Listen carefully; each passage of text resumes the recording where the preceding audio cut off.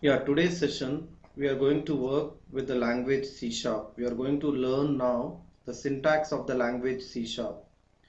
See, basically the whole agenda goes like this. It's a long topic, so I've broken the whole thing into 3 sessions. I'm going to divide it. In the first session, we are going to cover why do we use data types, why do we have, what is global memory, stack memory, heap memory, what is common type system, what is reference type and value type, what are data types and variables and how to declare them, initialize them, casting, implicit casting, explicit casting. Then we have some feature called as checked unchecked code blocks to do overflow checks. This is what we are going to cover in our first session today. And then in the other 2 sessions I'm going to cover the rest of the features related to the language basics. The whole agenda, I would say, is upon concentrating in and out about the language features. We are going to concentrate here about various aspects of C sharp language. I would say any language you learn, whether it is VB.NET, C sharp nowadays, or if it is Java, or if it is C, C++, Pascal, any language, the first thing which a developer or programmer has to learn about the language is the syntax of the language. So let us be very clear that today's agenda, today's session, we are concentrating purely on the syntax of the language, the rules of the language. See, unlike human language, these languages are little more strict. So more you know about these languages, more efficient you would be at the time of writing code. The more rules you can remember, the more efficient you are. See, most of the times what happens is developers, they just have an overview of the language and then they start programming immediately. Of course, there is language compiler which keeps telling them this is what they have done wrong, this is what they have done right. But what my understanding is, if you are aware about all the language features well in advance, before you start taking up any kind of coding or any kind of project or application, your approach would be totally different. If I start learning English and at the same time I have to teach .NET to you people, I don't think I would be that productive. So if I first learn proper English, then I start teaching you .NET, the productivity is going to be different. So same way here, learning the language at this point of time is very important. And once we learn the language, all the features of the language in and out, then writing programs, writing applications using these language features would really make a huge difference in your programming of application approach. So let us begin with the first topic of today, that is why data types. Why do we use data types? Yes. So before that, every language you take, this would be the first topic.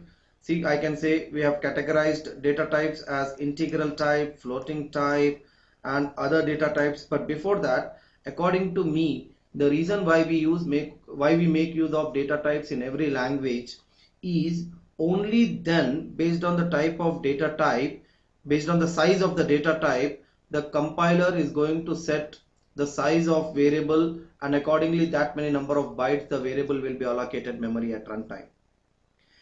Let us take this way. Any application, I say, is made up of 2 things: instructions and data. We cannot think of application without instructions. At the same time, we cannot think of applications without data. It's a combination of instructions and data. So it is the data which is going to flow through these instructions as per our requirement. So as a programmer, you are supposed to write a program for the data processing.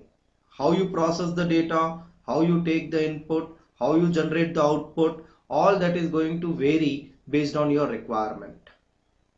So as much as instructions are important, the data is also equally important in every application. And the way we are going to deal with data is going to be purely based on the type of data we are dealing with. See, I cannot say all the data is of same data type. We have integer, we have got strings, we have got double, we have got floats, we have got characters, we have got boolean, we have got chair, table. All these are different type of entities. I can't deal with chair the way I would probably deal with a table. Like that, I can't deal with the integer the way I would probably want to deal with double, or probably I want to deal with string or character. Every type of data has to be dealt in a different way in different kind of situation. So it is very important as a developer we really understand what is the type of data we are going to deal with and appropriately associate the data type with it. And as I show here, there are two basic reasons. One is based on the data type, the size of the variable and the format in memory is decided. See, take for example now, here I clearly mention short or let us say integer is 4 bytes, and then we have got a data type called as double, even that is of 4 bytes. That does not mean both 4 bytes and 4 bytes are represented in the same format in the memory. The way integer is represented in memory and the way float data type is represented in memory, it's completely different. They are not same. This everybody knows it. So yes, float and float and integer, even though are of same type, even though are of same size, they are given different formats in memory.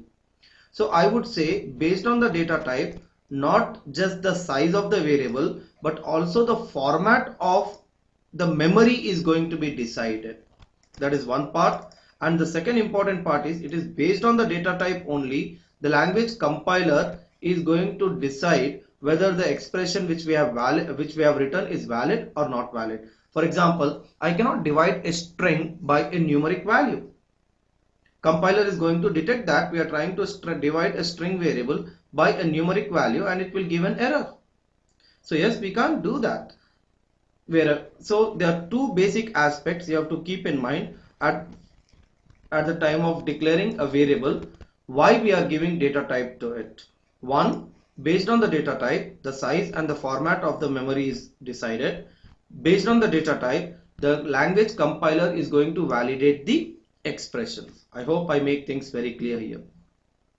Going further, wherever we are taking data types into consideration, obviously data types are associated with the variables in the application, and variables are in memory. I say memory in the application is divided into majorly three parts. One is global memory area, the stack memory area, and the heap memory area. Now what is global memory area? Generally those variables which are allocated memory when the application begins, and those variables which are going to stay in memory permanently throughout the lifetime of the application. I would like to declare them as global variables and they would stay there in memory permanently. These variables are going to reside in global memory area of the application. The size of the global memory area, I would say, is decided at the compile time and it remains fixed throughout the lifetime of the application. There is no separate memory management required for variables which are in global memory area. And at the same time, we have got stack memory, which is going to be used by all the local variables of the method and of course the method parameters also. Whenever a method is called, whenever we are calling from one method another method, a stack of memory is given to that method. In that method, we have all the variables allocated memory.